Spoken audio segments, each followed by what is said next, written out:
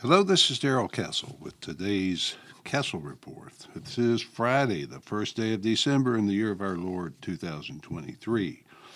I will be talking about 3 or 4 examples coming simultaneously or at least back to back, which indicate that the deplorables of this world are starting to revolt against the global order. They have apparently reached the end of their patience with the neoliberal world order that has been forced on them for decades. What is this neoliberal global order that the masses are starting to revolt against? Mass immigration floods Western countries with immigrants who compete for jobs, drive wages down.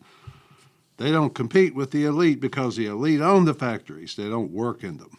They also compete for housing, not in elite neighborhoods, but in the margins. When they are permitted, they vote for people who promise to allow more immigration. Immigration on a mass scale is a problem, but not by any means the only problem. The world created by today's global ruling elite is difficult, perhaps unsustainable for millions of working people. The governments produce invisible printing press money like there's going to be no limit or end to it, but they all are on their way to having such unpayable debt that not only can it not be paid, but it also cannot even be serviced. Something is starting to occur to today's young, today's poor, that is, that when one generation gets something for nothing, the next gets nothing for something. The foreign policies of the elites who run our world have set the rest of the world against them. Military policies and attitudes against other nations have them constantly, perpetually at war. Green energy policies virtually guarantee that the offspring of today's working people will not have the same freedom and prosperity as older generations. The elites, since World War II, have always been depended on to do good for the masses, run the world responsibly. Well, they have done good, very good, for themselves, at the expense of many. Now, the many are growing tired of it all and are starting to revolt. That is the subject of our report today. Let's start with Ireland, which has been a popular destination for immigrants, especially those from North Africa. For many decades, Ireland was a country that sent immigrants.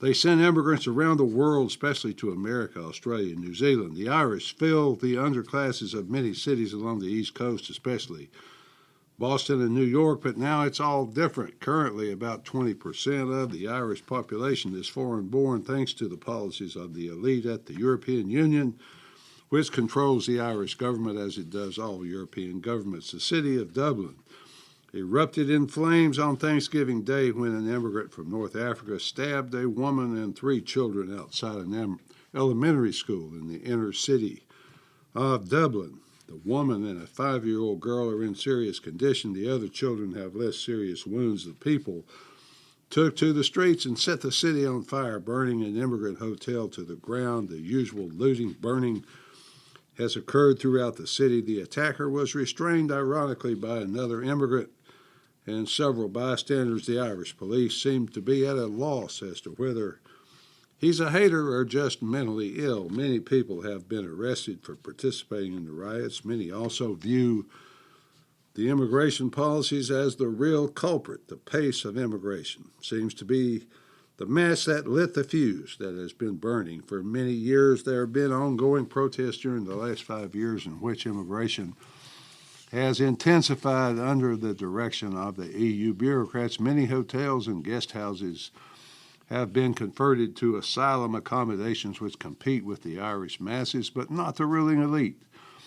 The outrage and the violence provoked by the school stabbings may have been intensified by the fact that the school is run with the Irish language of Gaelic, which probably makes it a center of Irish nationalism. People are trying desperately to retain their heritage, their culture, and their homeland. Currently, they are expressing their rage through fire and chaos. The Irish government responded by promising more laws against hate speech. A recent rebellion has occurred in another European country, although a less violent one. After decades of ridicule, ostracism, slanderous propaganda, Geert Wilders and his Party for Freedom, which he founded in 2006, won the Dutch general election with about a quarter of the vote. Geert Wilders has been living under police protection for 19 years because of Muslim threats on his life, but finally he is in the majority, at least in the Dutch parliament.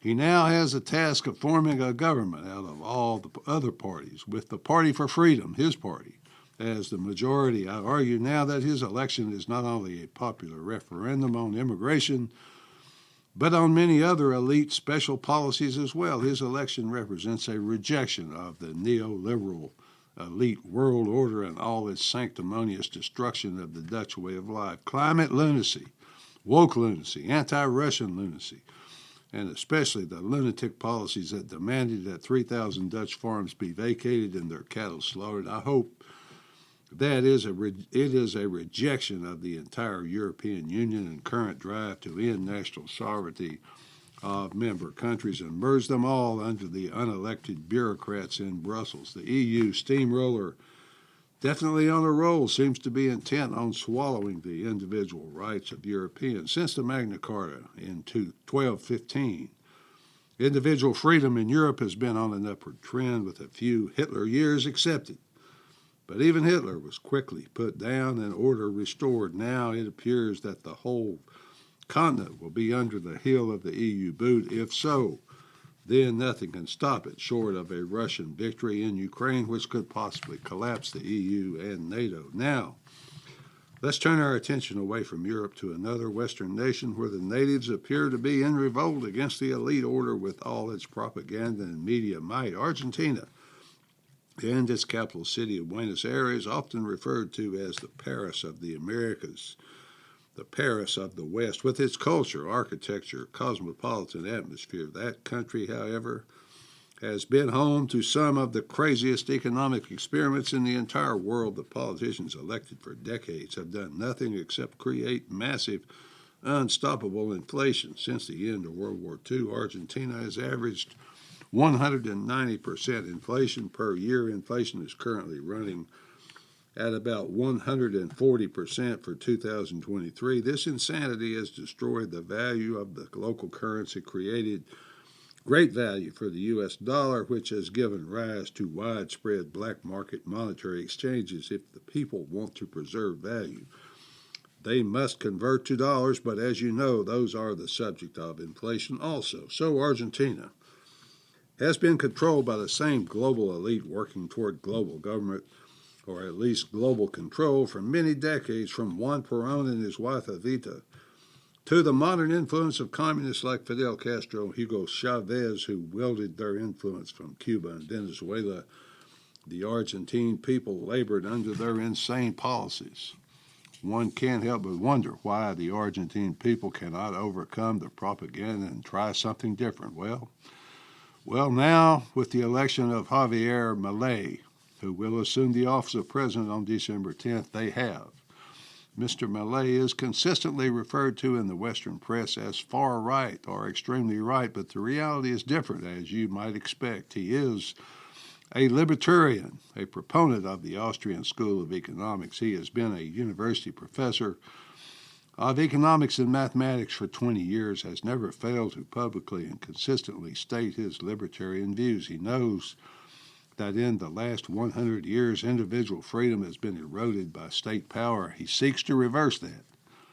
He knows that government should not be in the banking and monetary business, so he seeks to abolish the Argentine Central Bank. No issue in Argentina is more important than money, so he intends to replace the peso with the U.S. dollar, which should eliminate the hypocrisy of the black market exchange. The process of dollarization, he hopes, will limit Argentina's inflation rate to that of the U.S. Federal Reserve's choosing.